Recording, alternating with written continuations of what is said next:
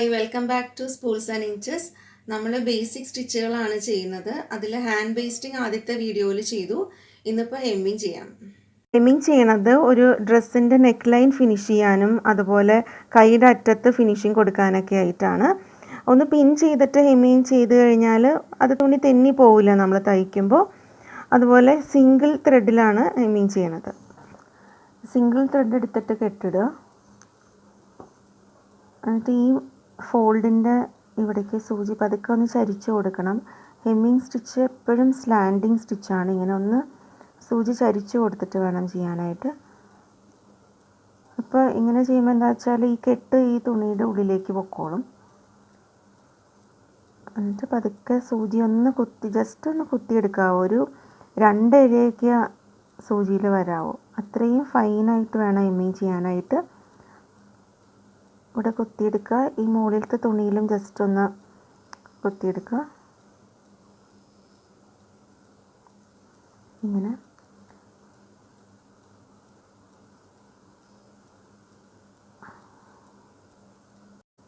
അടുപ്പിച്ച് ഇതുപോലെ ചെറിയ ചെറിയ ഹെമ്മിങ് ചെയ്ത് കൊടുക്കണം. ജസ്റ്റ് ഒന്ന് തുണിയിൽ കുത്തുക. എന്നിട്ട് മുകളിലത്തെ ഇതിൻ്റെ ഈ മടക്കിൻ്റെ തൊട്ട് താഴെ ആണ് കുത്തേണ്ടത്. എന്നിട്ട് ഈ മുകളിലത്തെ തുണിയിൽ ഇതുപോലെ തന്നെ ചെയ്യുക. എന്നിട്ട് ഇതുപോലെ കൊടുക്കുക. നമ്മൾ കൂടുതൽ തുണി കുത്തിയെടുത്താൽ എന്താണെന്ന് വെച്ചാൽ ഇപ്പുറത്ത് കാണുമ്പോൾ അതുപോലെ തന്നെ വലുതായിട്ട് കാണുന്നുണ്ടാവും സ്റ്റിച്ച്. എന്നിട്ട് ഇതുപോലെ തന്നെ തയ്ച്ചു പോവുക.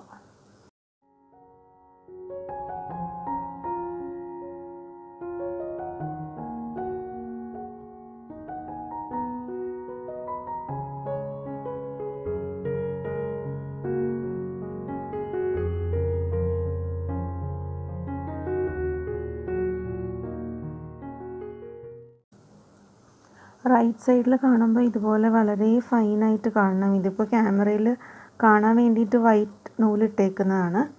അല്ലെങ്കിൽ നമ്മൾ സെയിം കളർ നൂല് തന്നെ ഉപയോഗിച്ചിട്ടാണ് ചെയ്യുക.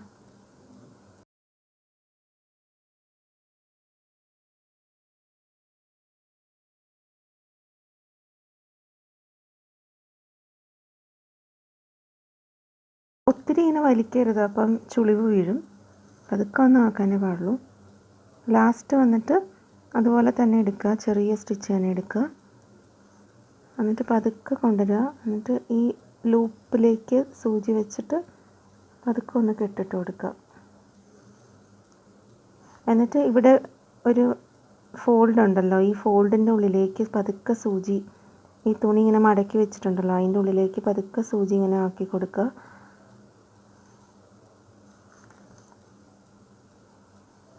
അപ്പോൾ ഈ നൂല് ഇതിൻ്റെ ഉള്ളിലേക്ക് പൊക്കോളും, പുറമേ കാണില്ല.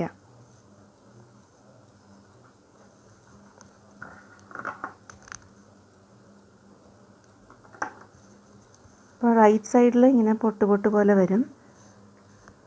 റോങ് സൈഡിൽ ഇതുപോലെ സ്ലാൻഡിങ് സ്റ്റിച്ചുകളായിട്ട് കാണാൻ പറ്റും. അപ്പോൾ ഇങ്ങനെയാണ് ഹെമ്മിങ് ചെയ്യണത്. Thank you so much.